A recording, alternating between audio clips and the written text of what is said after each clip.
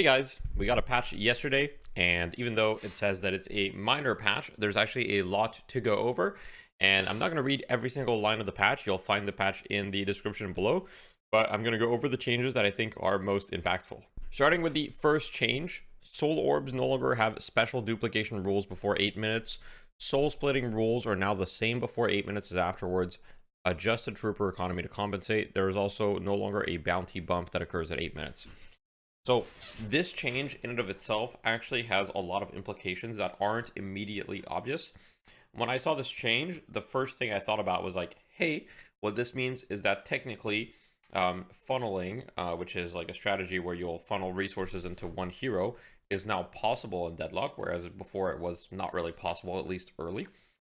So what this means is that technically, if you can manage to create a situation where you get one hero alone in a lane, they'll get more money than if there's two heroes there.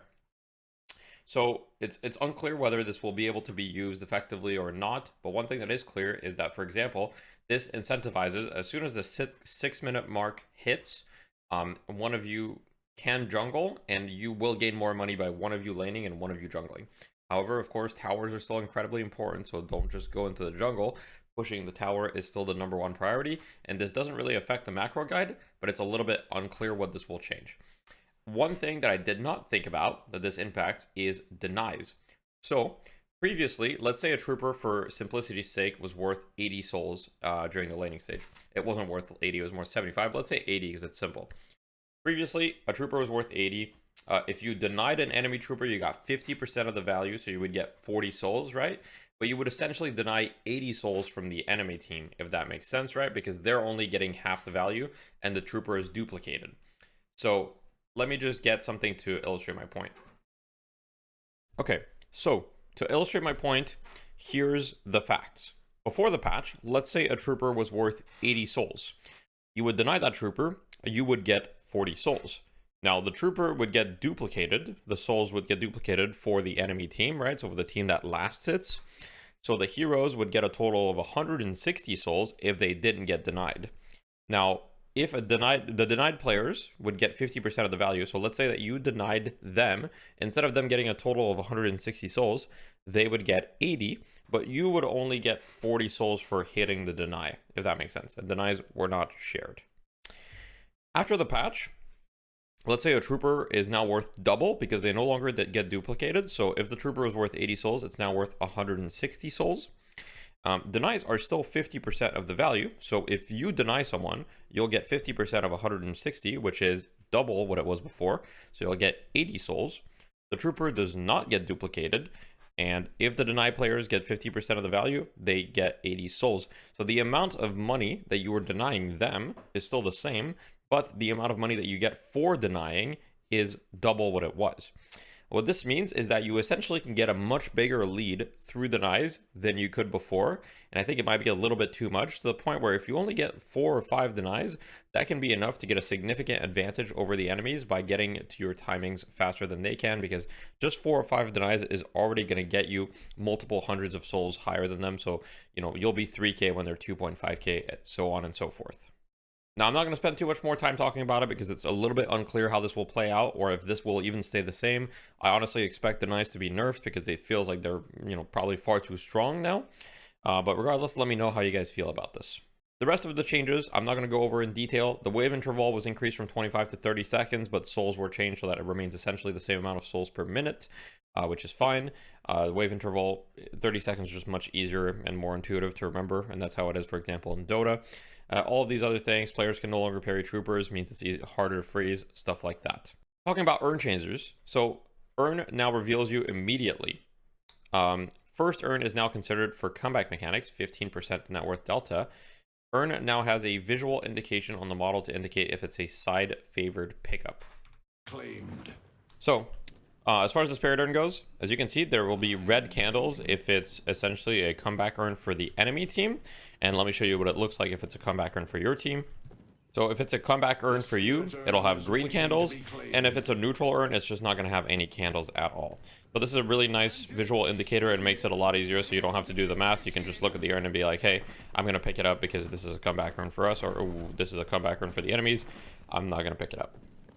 Turn also reveals you immediately, which is quite nice. And as far as the first turn goes and the comeback mechanics, the 15% net worth delta, so usually it's 10%.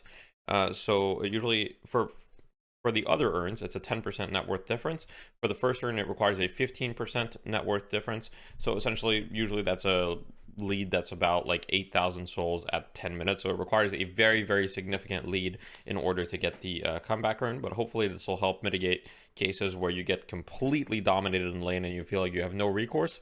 You might at least have some recourse with the urn now. This is a small line, but a very big change. Heavy melee cancel momentum is significantly reduced. So when I read that, I was like, oh shit, it's significantly reduced, but it's still going to be in the game. But I encourage you guys to go test it in the sandbox. It's essentially dead. It doesn't give you any momentum really whatsoever. It doesn't take you anywhere. So I think it's a great change. I'm not going to go over the Trooper AI fixes because they're all really nice, but I don't think they're super relevant for a video. As far as the item changes, there are some small balance changes I'm not really going to go over. Like a bunch of the OP items were nerfed slightly in terms of numbers, like the barriers, hollow point ward, divine barrier, all that stuff. The really big ones are Fortitude's out of combat time was increased by 3 seconds. It was also decay was nerfed like across the board. Knockdown now removes all momentum and brings heroes straight down, so there should be a nerf to Grey Talon and Vindicta. And the biggest change is Ethereal Shift was moved from tier 3 to tier 4. So it's now a 6k cost item. This will impact the meta very significantly. This item was like incredibly OP at 3k. So I'm really glad that they moved it to 6k. And this is an indirect buff to a lot of heroes who got really hard counted by this item. For example, Lash. For those of you that watch my stream regularly, you would see where I would Lash ult and like 3 or 4 people would pop E shift and it'd be like, okay. Well, now it's going to be much harder for them to do that because it's much more expensive. As far as the hero changes go, essentially a lot of the heroes people got complained about got nerfed. So Bebop got 1 less stamina and less spirit resist. He doesn't get spirit resist per boon at all now. Calico's base ammo got reduced, her gun damage growth got nerfed by 25%, and her Gloom Bombs tier 1 and tier 2 was swapped. So overall, these are actually really significant nerfs to Calico. I think that she might be at a point where she's balanced now, but we'll see. Grey Talon got nerfs, but honestly, mostly a slap on the wrist. His laning stage is going to be nerfed, yes. But other than his laning stage, the nerfs are pretty much inconsequential or very insignificant. So we'll see what happens, but I think he's still going to be like probably OP. Hayes got some buffs, but I doubt it'll be enough to put her back in popularity. Holiday got so overall some nerfs. You can't heavy melee while casting lasso. Your bounce pad duration was reduced. Your base gun damage was reduced, and growth was buffed to compensate a little bit. But overall, she'll still be strong, but she might be at a point where she's a bit more reasonable. Kelvin's resistance in laning stage was nerfed significantly. So base spirit resistance from 15 to 0, and he now gains 1 spirit resist per boon. His frozen shelter cooldown was also increased a little bit, but you get it back when you put 2 points. Lash was hit with a bit of a stray here where he was nerfed. I know that he was problematic in pubs, so I think it's fine.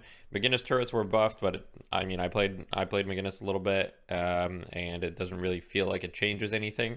So we'll see. The hero's probably still really bad. Mirage got nerfed, but the hero's probably still really good. Mo and Krill's nerfed a little bit, but it's not going to change that much as the damage output is nerfed, but like at the same time he still has insane CC.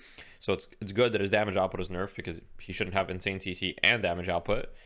Pocket got hit pretty hard, so his overall gun damage is nerfed by about 15% early in the game. And then he gains some of that back. So as you go through the game, he actually gains pretty much all of it back once you get all of your boons. So he's not actually nerfed much once you get to the late game, but his laning stage in his early game got hit pretty hard. And you also need 2 points in Satchel now to recuperate the damage that you got before. So before base damage was 100, now it's 70, and then you get plus 110 once you put 2 points in it. Seven got hit with some nerfs that probably won't matter much. Sinclair got a whole bunch of changes, probably some of the more significant ones. Essentially, his bullet damage got nerfed. His gun is still really good, though. And they fixed Rabbit Hex damage amp not affecting allied damage. So for those of you that didn't know, the ability kind of was written in a way that would make you think that it affected, you know, allies as well. But it only affected your own damage. So that's fixed. Now it affects everyone's damage. And therefore, they nerfed it accordingly. So they took it from 25% base damage amp to 15%, and they nerfed the spirit scaling. They almost cut it in half, so they nerfed it by about 40%. And you do get some of the damage amp back when you max Bunny now, so you have more of a reason to max it. And Bunny no longer does any damage, so it's worse in the laning stage as well. They also nerfed Vexing Bolt damage, so they nerfed all of his damage sources in the laning stage, so he's hopefully a bit less oppressive. But his Bunny build is essentially better than it was. Even though people move faster, now you give damage amp to your whole team. So it's not out of the ordinary. With current Sinclair builds, you can easily get, 25-30% damage amp on your Bunny once you have enough spirit. And that's a ton of damage to give your teammates. So I think this hero is still going to be really OP, especially in organized play. Vindicta was hit from -12 to -8 on her tier 3 Crow. This means this will bring the total shred on her Crow down from 18-18 to a total of, I believe it'll be 14-14. So more reasonable, but still going to be insane, I think. And Warden got some slight buffs to help out his laning stage. I don't think Warden's that bad. It's just his laning stage kind of sucked, but now he should be much more pickable. All right, guys, that's it. It was just meant to be a quick video going over the patch. I hope you guys enjoyed. As always, if you have any comments or ideas of what you want me to cover, leave it in the description below, and I hope you guys have a great day.